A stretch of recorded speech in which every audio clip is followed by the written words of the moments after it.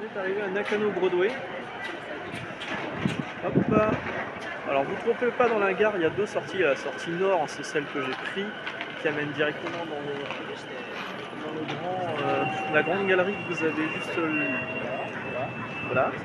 Tout au bout de cette galerie, vous avez donc Broadway, qui est donc un grand immeuble sur plusieurs étages avec un monde d'arrêt qui est très très grand, divisé en plusieurs petits magasins, et il y a plein d'autres shops aussi qui sont vraiment cool.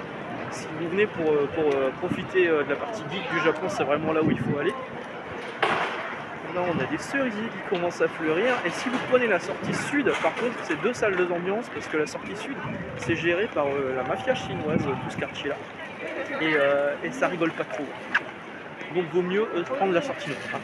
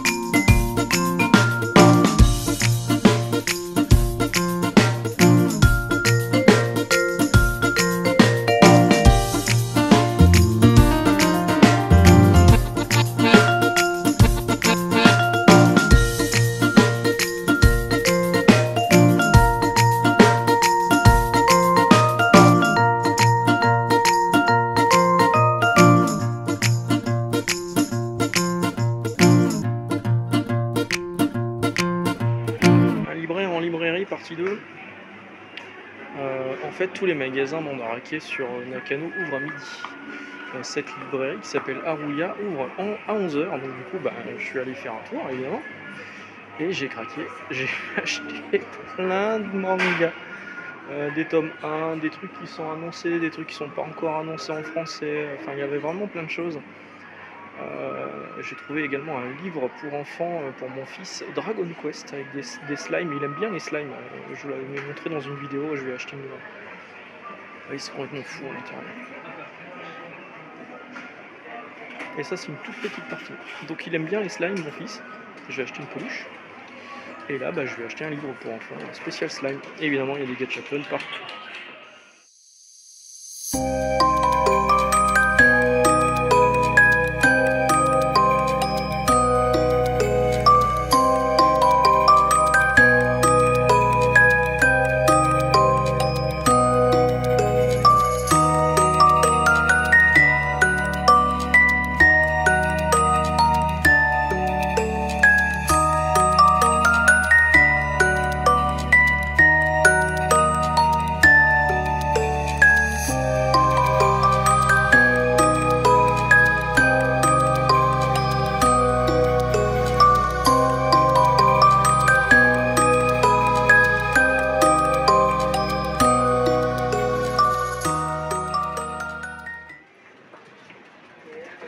La boutique de jeux vidéo Galaxy de Mandarake en fait,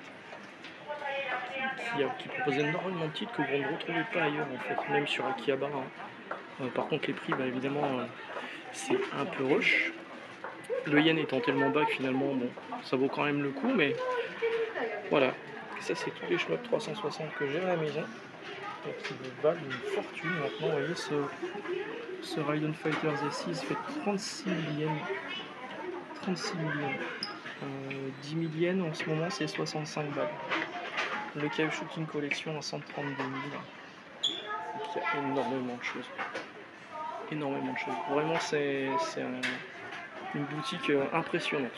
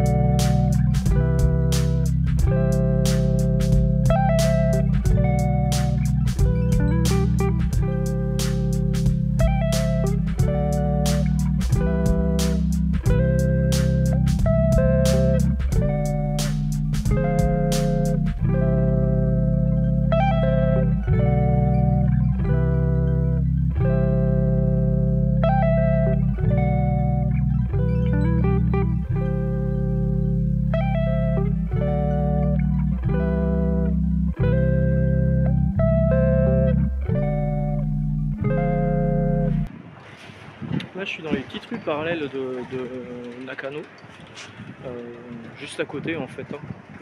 Quand vous sortez du grand mall, vous allez sur une des rues qui est sur la gauche, et puis vous tombez sur plein de petites boutiques plutôt cool, enfin des allées qui sont plutôt typiques. Vous tombez sur Ashita Nojo qui est là, un peu triste. Allez, mon petit. Et voilà, donc vous avez vu, je suis désolé, mais il y aura plein de photos du coup juste avant cette vidéo. Je vais aller par là, tiens, je vais aller embêter ce monsieur. Hop. Parce qu'en fait, il y a plein de petits bâtiments assez typiques qui sont vraiment cool. Et donc vous avez vu pour les camarades shmuppers, les prix des shmups 360 ont grimpé d'une force. C'est-à-dire qu'en fait, est-ce que j'ai à la maison, je vais pouvoir finir de payer la banque pour mon prêt sur la maison justement. J'adore ces petites rues.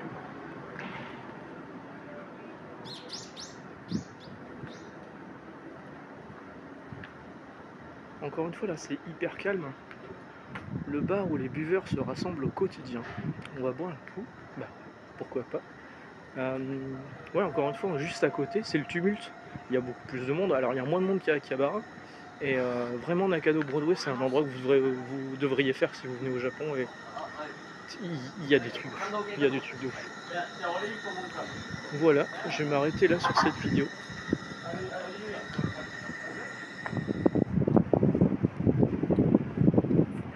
De retour à Akihabara. Après une pause à l'hôtel parce que j'en pouvais plus. Je suis vraiment crevé. Là, la semaine, je la sens. Oui, petite nature, mais je vieillis. Alors, donc on est au Kandamyojin, qui est un temple qui est juste à côté d'Akihabara, qui est à quoi 10 minutes à pied même pas. Qui est un grand temple. Et qui a pour particularité d'avoir ces fameuses tablettes avec les souhaits, les vœux, tout ça, qui sont donc écrites par des personnes de passage. Comme ici on est à côté d'Akihabara, c'est souvent des personnes qui sont dessus. Donc c'est plutôt sympa à voir. Et puis encore une fois, à Akihabara, il y a tellement de monde, il y a tellement de bruit. Bah, ici c'est beaucoup plus calme. Bah, c'est un temple quoi.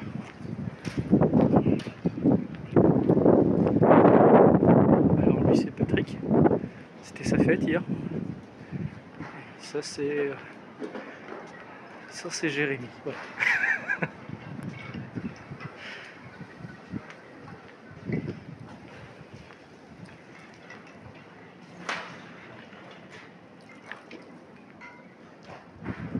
Premier abord, on pourrait croire qu'il est assis sur cet estibule, mais pas du tout.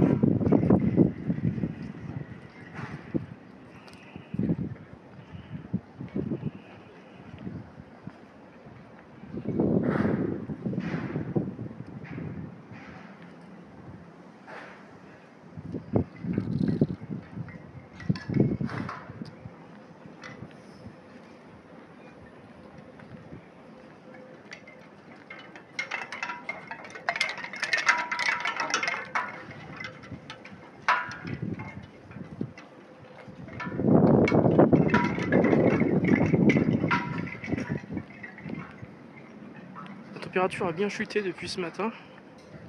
On était sur du 15-16 degrés. Là on est descendu à 10.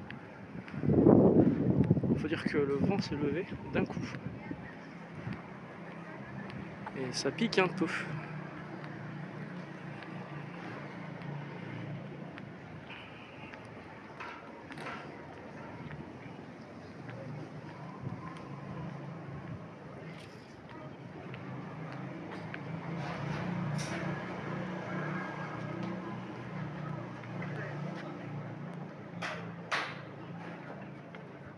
Vous voyez le talent des mecs qui viennent ici quoi, parce que ça c'est dessiné par des gens en fait.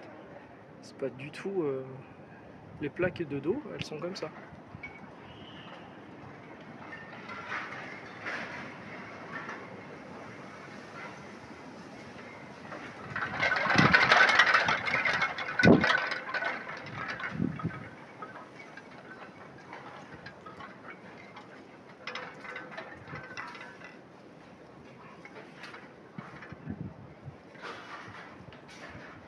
c'est Adrien, le sauveur du monde, ça, je sais pas si vous avez connu.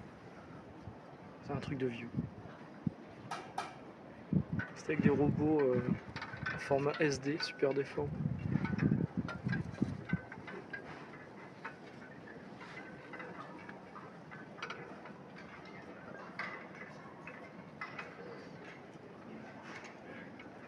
Voilà, petite visite du temple.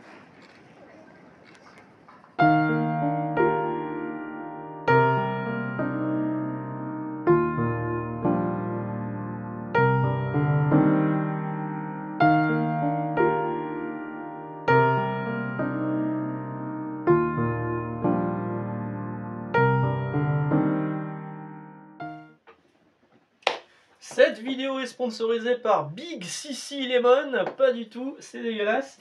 Alors, ça vous a plu Nakano Broadway? Alors désolé, je vous ai mis plein de photos parce que forcément il y a plein de choses à voir, mais je peux pas non plus filmer non-stop tous les magasins.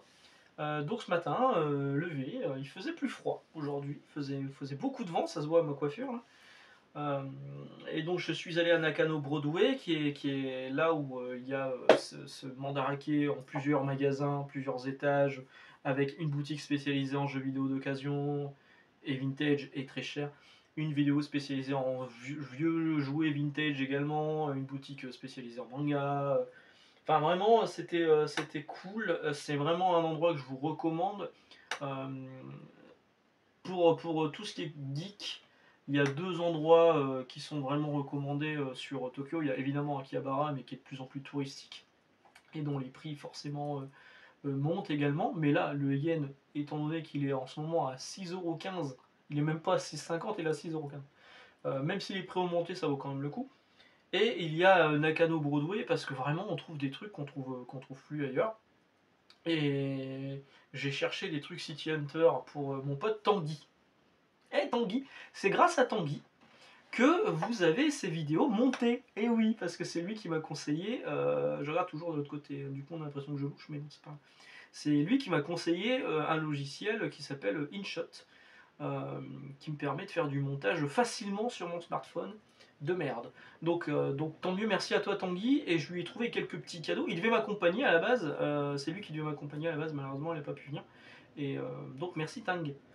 Et donc j'ai trouvé des trucs City Hunter. Et ça c'est classe, ça c'est classe. J'ai trouvé évidemment d'autres bricoles. J'ai acheté beaucoup de mangas. J'ai acheté Ruri Dragon. Et Ruri Dragon. Alors Ruri Dragon, c'est un manga qui cartonnait dans le Shonen Jump. Parce qu'il a démarré en 2022. Ça a démarré genre allez, on va dire en mai, et en juillet l'auteur était malade et le truc est en pause depuis le temps. Il y a un chapitre qui est paru genre la semaine dernière dans le Shonen Jump que j'ai acheté. D'ailleurs, j'ai pas acheté le nouveau Shonen Jump, il faudrait que j'y pense demain. Faut que je vois la place que j'ai dans la valise parce que la valise elle est de plus en plus remplie. Je suis en train d'envisager de prendre une deuxième valise pour repartir. J'ai le droit à 2 valises. Donc, Ruby Dragon, une petite fille qui se réveille un matin avec des cornes. Elle continue à aller à l'école et à découvrir ses pouvoirs de dragon parce qu'a priori son père est un dragon. Donc, c'est un truc qui marche très très bien dans le Jump. Malheureusement l'auteur est malade et il n'y a toujours qu'un seul tome de sortie. Je l'ai acheté. J'ai acheté, alors je sais pas comment ça s'appelle en japonais, parce que c'est des termes que je n'arrive pas à lire, hein. C'est des gros kanji. Hein. Ah bah si, ça j'arrive à lire ça. Nue no Onmyoji. Nue no Onmyoji. Alors a priori le nom international c'est Nue's Exorcist. Pareil, j'avais lu quelques chapitres dans le Shonen Jump que m'avait ramené Olivier et Pierrette l'année dernière. Et j'avais lu un chapitre et j'avais trouvé ça plutôt joli et plutôt sympa. Et donc le premier tome est sorti. Enfin, il y a 4 tomes. Hein. Donc là, je me suis dit, je vais prendre que le premier quand même. Le premier tome est sorti. Il y a de grandes chances que ça arrive en VF. J'espère que ça va arriver en VF. Et donc j'ai pris le premier tome pour découvrir. J'ai pris le dernier manga de One, vous savez, le créateur de One Punch Man, avec Yusuke Murata au dessin, et le créateur de Mob Psycho 300 je crois. Ça s'appelle, s'écrit Versus, voilà, ça s'appelle Versus. Le dessinateur c'est celui qui dessine King of Fighters Next, je sais plus quoi, je sais plus. Le dernier manga de King of Fighters qui est disponible en France. Voilà, donc c'est le dessinateur. C'est hyper beau, on dirait du Murata. Et il paraît que c'est hyper bien. Voilà. Ça, il y a 2 tomes de sortie, donc j'ai pris le tome 1 et le tome 2, qui lui est encore sous plastique. Vous voyez, il y a une espèce de carte bonus avec, et en fait, c'est pas du tout quali, c'est un peu de la merde, c'est juste une feuille, il y en avait un avec le premier aussi, juste une feuille de papier toute con qui reprend le visuel de la couverture, on dirait une photocopie le truc. Et donc déjà, les mangas qu'on voulait récupérer neufs, ils sont sous plastique, mais là le truc est sous plastique et il y a encore une couche de plastique au-dessus pour pouvoir glisser ce bonus qui finalement ne sert pas à grand chose. Voilà, donc le tome 1 de Versus et le tome 2 de Versus, je crois que c'est pas encore licencié en France, mais je me demande si l'un de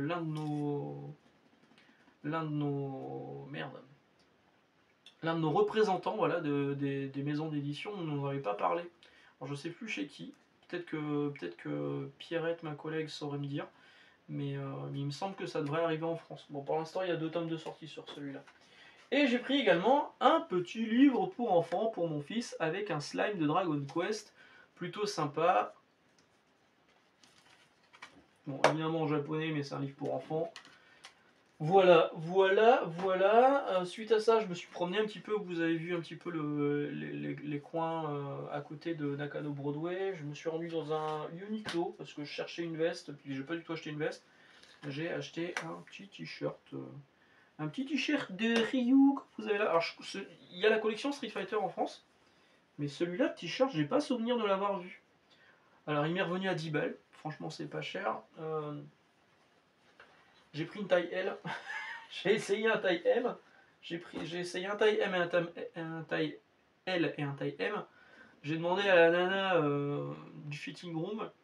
Et donc elle regarde un petit peu, elle me touche un peu les épaules, machin, tout ça. Et elle était limite gênée de me dire non, elle. Ok. J'ai dit non, mais t'inquiète. Je sais que je suis gros, que j'ai pris beaucoup. Je le sais, je le vois dans les vidéos que j'ai pris du poids, c'est horrible. Ça, c'est à cause de ces saloperies là. Et de ces saloperies là.